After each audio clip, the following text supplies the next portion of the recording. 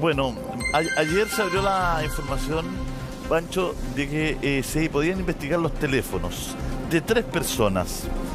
La madre, Estefanía, el padre, Moisés, el padre biológico, digamos, Moisés Bravo, y el tío abuelo, don Eduardo.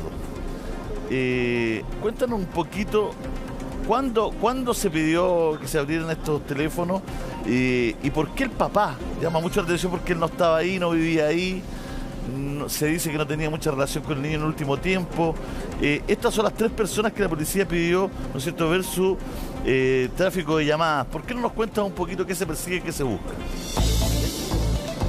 Bueno, la investigación siempre parte, y lo habíamos comentado durante estos días, de las personas más cercanas a Tomás, del núcleo más cercano, en este caso, más allá de la cercanía física, ¿no?, que estén permanentemente con ellos, pero cercanos sanguíneamente, sentimentalmente, y por eso que parte investigándose los teléfonos de la madre y del padre, y además del tío abuelo, quien es quien la familia se indica como la figura paterna que tiene Tomasito, y además quien es la última persona que lo vio. Lo que se busca establecer con estas revisiones es ir descartando teorías. Aquí las teorías tienen que, cuando se investiga la participación de terceras personas, se tiene que ir descartando. Entonces, bueno, existe, por cierto, la teoría de que pudiera existir la participación del padre en la desaparición de Tomás, y entonces esto tiene que descartarse. Y si a través de los mensajes, la geolocalización, se determina que Moisés estaba en Arauco, que no hay intercambio de llamadas con nadie, nada sospechoso, bueno, ok, eliminado él como persona de interés, lo mismo con la madre y lo mismo con el abuelo. Así parten las investigaciones, no significa que sean culpables, pero así comienzan las investigaciones, con el círculo cercano. Se eliminan o se confirman datos, se precisan, por ejemplo, hemos visto en otros casos, insisto, no tiene que ver con esto, que hubo mensajes desde y hacia, y que confirman que la versión o el relato que da la persona A, que dice haber estado en el lugar X, no era así, porque a través de los mensajes se determinó que él no estaba ahí, sino que estaba en otro lado, porque las antenas lo georreferencian en otro lado.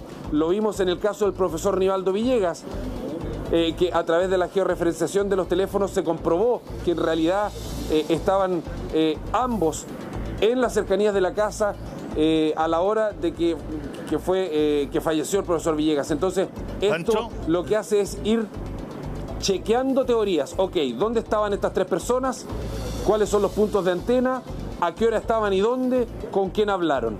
Y si eso permite decir, ok, no hay nada sospechoso, vamos al círculo siguiente. Así funciona la investigación. Mira, le voy a poner una tarea difícil a Mago, nuestro director, que hace magia a veces, no siempre, pero... Mago todo lo puede. Sí, ¿sabes por qué? Porque hay una cuña, una declaración del papá, que yo no sé si él se equivoca o él está muy conmocionado en el momento, pero él dice en una cuña que tenemos nosotros, que nos da nuestro programa, que él dice que a las 7:30, a las 19:30 horas, ya lo estaba buscando. Ya estaba buscando. Y no por información de la familia, de la mamá ni nada, sino por otra información. ¿Qué me pasa a mí con esa declaración? Que esa declaración, si es correcta, y si se logra ratificar por los teléfonos, porque a lo mejor por eso pidieron el teléfono del papá, bota un poco el tema del horario. Porque en todas las declaraciones de la familia, que no tenemos por qué dudar, digamos, ¿no es cierto?, van a arriar las vacas después del partido.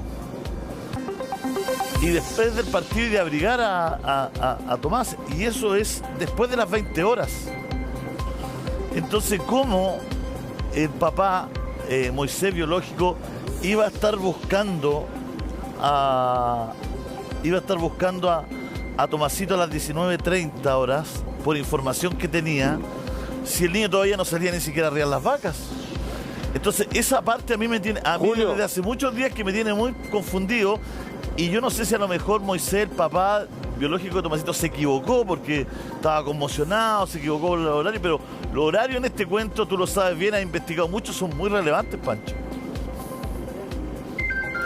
Sí, mira, y aquí hay otro punto relevante, otro teléfono que quizá debiera periciarse y no se solicitó.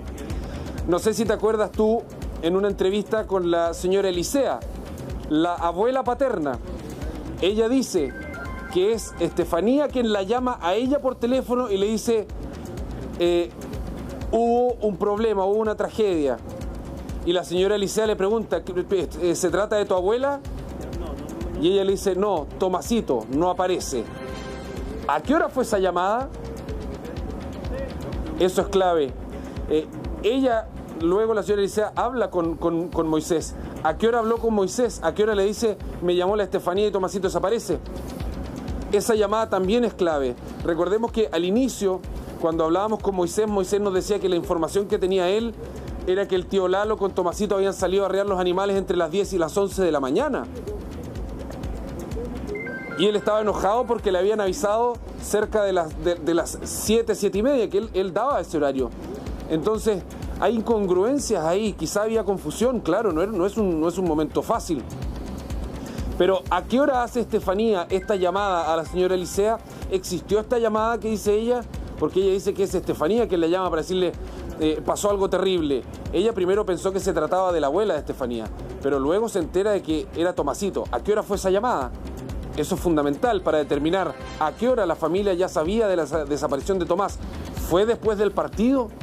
¿Fue antes del partido? ¿Fue durante el partido? Bueno, ahí hay horarios que todavía están confusos, al menos para nosotros. Quizá la Policía de Investigaciones ya precisó aquello, pero al menos para nosotros todavía es confuso y porque esa información todavía no se conoce. Es que ese es un dato muy importante, Pancho, no por generar suspicacia, ¿no es cierto?, de quién podría ser responsable de la desaparición de Tomás, sino que es un dato muy importante para todo el proceso incluso de búsqueda y de investigación, porque si tú dices, el niño se perdió en este rango horario y se perdió en otro, ya tienes que ampliar la búsqueda en los peajes, en las cámaras de seguridad, ¿no es cierto?, ¿no? Empadronar a otra gente que a lo mejor dice que llegó a tal hora, pero si el niño se perdió en otro rango horario, entra otra gente que llegó antes, ¿me entiendes, no? O sea, se produce ahí un desfase en la investigación que es relevante. Entonces, nunca entendió muy bien esa declaración del papá y cómo él supo y cómo él llegó. Entonces, es bien importante. Yo no sé si tú recuerdas, porque parece que a ti te dio esa cuña, Pancho. Claro, y es él habló con nuestro corresponsal acá, y él habla de esos horarios. Los primeros relatos, como te decía, él dice, no, entre 10 y 11 de la mañana de ese día era la información que él entendía. Por eso que al principio se generaron estas confusiones, ¿no? Porque él decía, ¿cómo? Si a las 10, 11 de la mañana salen a arrear los animales y a mí me avisan a las 7 y media de la tarde. Entonces, esa era un poco la confusión. Pero ojo, precisar ese horario puede cambiar muchas cosas. Recordemos que hablábamos ayer de la famosa caseta de Arauco. Esa caseta de Celulosa Arauco que está a 700 metros más allá. Esa caseta tiene imágenes. Ahora acaba de tomar fuerza la tesis del atropello con ocultamiento. Bueno, si efectivamente un vehículo atropelló, ¿está ese vehículo que pasa a 200 por hora por esa caseta? ¿Están esas imágenes? ¿A qué hora pasó ese vehículo? ¿Está ubicado? ¿Se tiene la patente? Bueno, por eso es tan importante lo de los horarios y todo, porque, claro, uno entiende que a lo mejor, porque lo decía una prima, decía, pucha, aquí en el campo nadie anda mirando la hora ni anda con el reloj, y lo entendemos, ¿ah? Y quiero ser esto explícito. Uno no culpa a nadie porque a lo mejor se equivoca en los horarios. Lo que estamos diciendo nosotros acá es que es muy necesario precisarlos. Entonces, el papá pudo haber estado equivocado cuando dijo eso de las 7 y media. Pero es importante chequearlo a través de los llamados telefónicos, que es precisamente lo que estamos hablando, por qué estamos tratando de entender por qué se pide investigar el teléfono de la madre, lógico, del tío abuelo, lógico, ¿no es cierto? Fue el último que lo vio, pero del papá biológico. ¿Por qué si el papá biológico no vivía con Tomás, no estaba con Tomás, no fue ese día a ver a Tomás, no está?